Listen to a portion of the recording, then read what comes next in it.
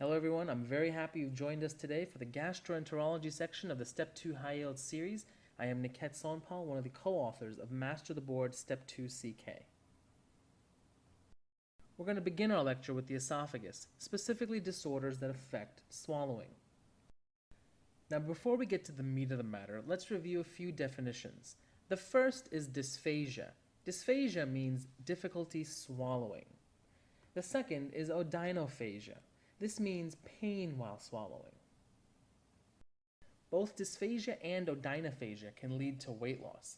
Therefore, you can't use it to answer the question, what is the most likely diagnosis? However, if you combine weight loss with anemia and heme-positive stools, now you've got alarm symptoms. Then you know you need an urgent endoscopy. This little factoid right here is very high yield and very popular on the Step 2. Achalasia is the inability of the lower esophageal sphincter to relax from a loss of a nerve plexus within the lower esophagus. The etiology for many patients is unclear. A small proportion occur secondary to other conditions, such as cancer or Chagas disease. They all have in common aperistalsis of the esophageal body. Remember, Chagas disease is recent travel to South America with new onset dysphagia. Chagas is caused by the tropical parasite Trypanosome cruzi. Diagnosing achalasia, look for a young patient under the age of 50 with progressive worsening to dysphagia to both solids and liquids at the same time. There's no association with alcohol and tobacco use, and they will typically complain of regurgitation and halitosis. The best initial test in achalasia is a barium swallow or esophagram. It will show a tapering at the distal end known as the bird's beak sign. Here's a side-by-side comparison of a normal esophagus and one that is afflicted with achalasia.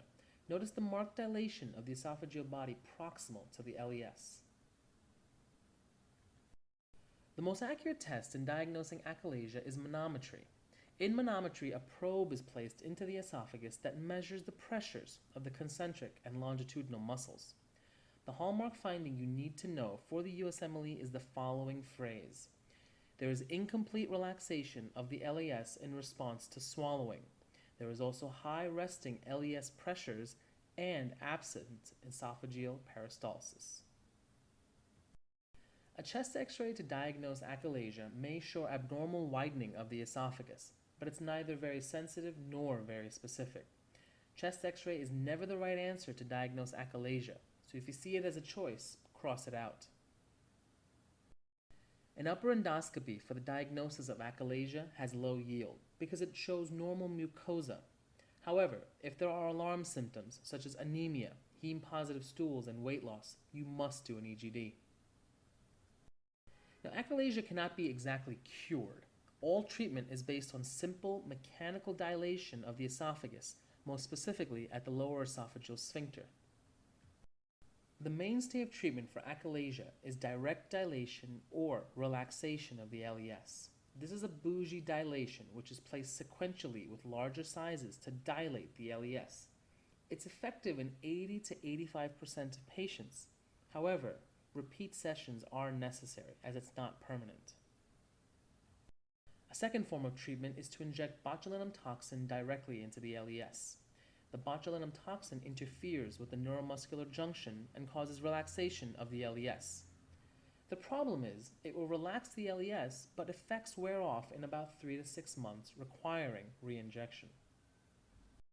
The third and most final treatment for recurrent achalasia is surgical sectioning or myotomy. These are for cases refractory to dilation and botulinum toxin. This is known as the Heller myotomy. Esophageal cancer is an important cause of dysphagia. Look for a patient who's over the age of 50. They have dysphagia with solids first, then progress to liquids. There's an association with prolonged alcohol and tobacco use, and many of these patients have had GERD for more than 5 years. The most accurate test for the diagnosis of esophageal cancer is endoscopy. It allows direct visualization and the ability to obtain tissue.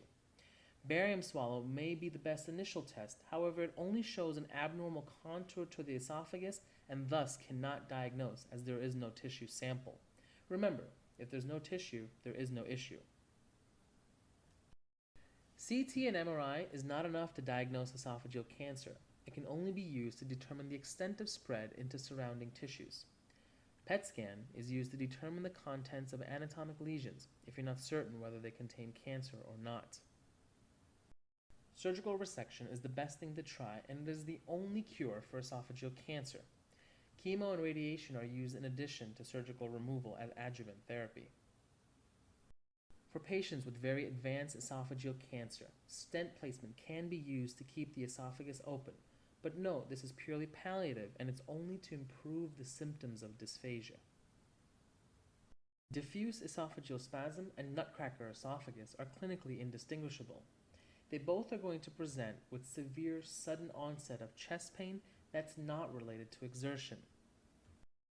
The most important part of working up esophageal spasm is to make sure that cardiac causes of chest pain are ruled out. Therefore, you must get an EKG and stress test. What you'll find is they're normal. The best initial test is an esophagram. After that, you'll also learn it's normal.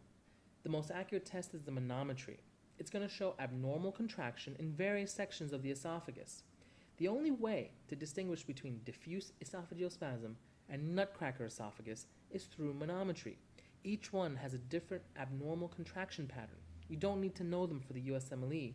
You just need to know that manometry is the most accurate test to distinguish the two. The problem with esophageal spasm is there's inappropriate contraction of smooth muscle. So to treat it, we must prevent just that. The first way is by using nitrates. What this does is it relaxes smooth muscle so it doesn't contract inappropriately. The second is through calcium channel blockers. What we do is we block the influx of calcium, therefore preventing the inappropriate smooth muscle contraction and preventing the symptoms of esophageal spasm. This is an esophagram that demonstrates the corkscrew appearance during the time of spasm.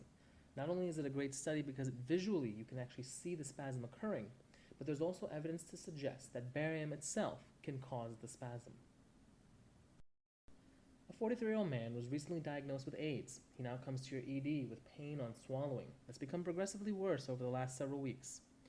There's no pain when he's not swallowing. His CD4 count is 43, and the patient is not currently taking any medications. What is the most appropriate next step in the management of this patient? Is it A, an esophagram, B, an upper endoscopy, C, oral nystatin swish and swallow, D, intravenous amphotericin, or E, oral fluconazole? If you chose E, that's the correct answer. The most commonly asked infectious esophagitis question is an esophageal candidiasis in a person with AIDS. Oral candidiasis, or thrush, need not be present in order to have esophageal candidiasis. One does not automatically follow the other.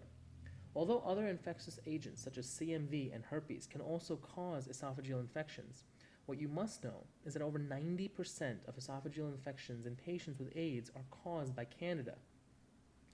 Empiric therapy with fluconazole, therefore, is the best course of action. Now let's go through the wrong answer choices. An esophagram wouldn't be correct because it only outlines the contour of the mucosa. It doesn't diagnose Candida. An upper endoscopy would be too invasive at this time. Because we know that 90% are caused by Candida, we start with empiric therapy first. If symptoms do not improve, then endoscopy is performed. Oral nystatin swish and swallow is not sufficient to control esophageal candidiasis. It really only treats oral. Intravenous amphotericin is used for confirmed candidiasis not responding to fluconazole. Therefore, it would be considered too much of a big gun. So remember, if a patient presents to you with the following presentation, start with fluconazole first. If their symptoms don't improve, then move on to endoscopy. Now let's go through the decision tree for a person with infectious esophagitis. If a patient presents to you with a CD4 count less than 100 and he has dysphagia or odynophagia, then over 90% of them will have candidiasis. We learned this on the last slide. You do not need to have oral thrush, remember this. So now what do? Well, you treat them with empiric fluconazole. If they've improved, you continue therapy with empiric fluconazole and you start heart therapy. That seems very straightforward. However, if the patient does not improve, then it can be two other causes. So therefore what you do is you perform an endoscopy and take biopsies. This is going to show one of two things. It will either show large ulcerations in the mucosa. This is going to be CMV. You treat CMV first line with ganciclovir. Second line is foscarnet. If you perform an endoscopy and you see small, shallow, multiple ulcerations, then that's herpetic esophagitis. You treat this with acyclovir. Now I want to show you an image of candidal esophagitis. The boards nowadays has been known to include multimedia images, so it's important for you to be able to not only know the information, but also to be able to see the information. This is an example of someone with diffuse candidal esophagitis. Those white plaques are the actual candida in the esophagus. Now, there are two important causes of dysphagia that are anatomical deformities. The first is known as Schatzki ring with accompanied Plumer-Vinson syndrome. Both of these can cause dysphagia. Here's an example of a Schatzki ring. A Schatzki ring is often due to acid reflux. It's really associated with hiatal hernia, and it's a type of scarring or tightening. It's also known as a peptic stricture of the distal esophagus. These Schatzki rings actually are associated with intermittent symptoms, not constant. The treatment for them is pneumatic dilation. As you can see in this image, there's concentric narrowing of the esophageal lumen. One favorite board question is steakhouse syndrome.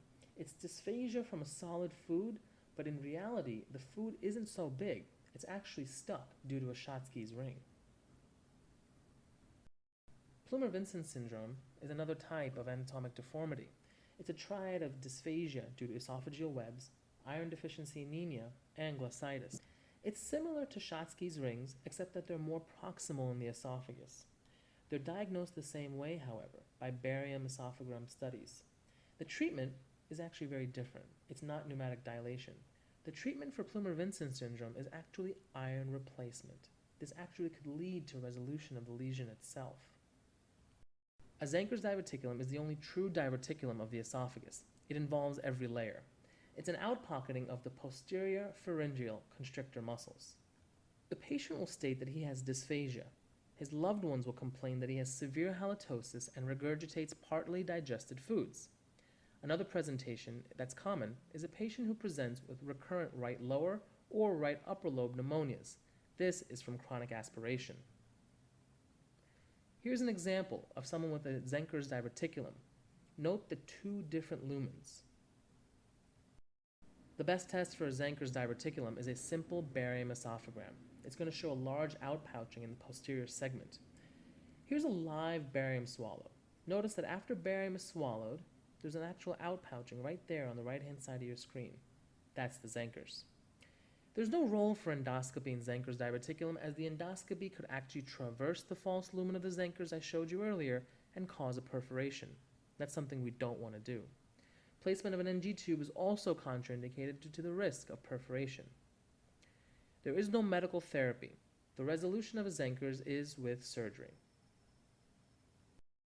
If you've done rheumatology, we've been through scleroderma extensively. But just as a reminder, scleroderma is a chronic systemic autoimmune disease. It's primarily of the skin, but it can also be characterized by fibrosis. It can be a part of the CREST syndrome, calcinosis, Raynaud's phenomenon, esophageal dysfunction, sclerodactyly, and telangiectasia. People with scleroderma present with symptoms of reflux. Scleroderma can also be a part of progressive systemic sclerosis. Keep in mind, it's a huge spectrum. The diagnosis of scleroderma is done by manometry. The treatment for it is with PPIs. Due to the amount of reflux a patient experiences, they also need to be screened for Barrett's esophagus. Mallory-Weiss syndrome is an important cause of upper GI bleeds after prolonged vomiting or retching. These repeated episodes lead to tearing of the mucosa with chest pain that's followed by hematemesis or black stool. Keep in mind, they do not have dysphagia. Most of the time, they're self-limited, and the best test for diagnosis is an endoscopy. One important fact that you need to keep in mind is that it's a non-penetrating tear limited to the mucosa. Here's an example of somebody with a Mallory-Weiss tear. There's no specific therapy for Mallory-Weiss. They usually stop on their own. However, for the really severe cases, we can actually inject epinephrine or use electrocautery via endoscopy to stop the bleeding. Now, in contrast to Mallory-Weiss tears, Boerhaave syndrome is a full-thickness tear and a surgical emergency. It typically occurs in patients who are alcoholics and who have had repetitive retching. The changes in intrathoracic pressure lead to a full perforation. On exam, the patients will say they had a sudden onset of chest pain, shortness of breath. They're going to have a positive Hammond sign, which is crepitus. This is subcutaneous air. It's a snap, crackle, and pop. The next best step in management, this is a surgical emergency, so take them to the OR.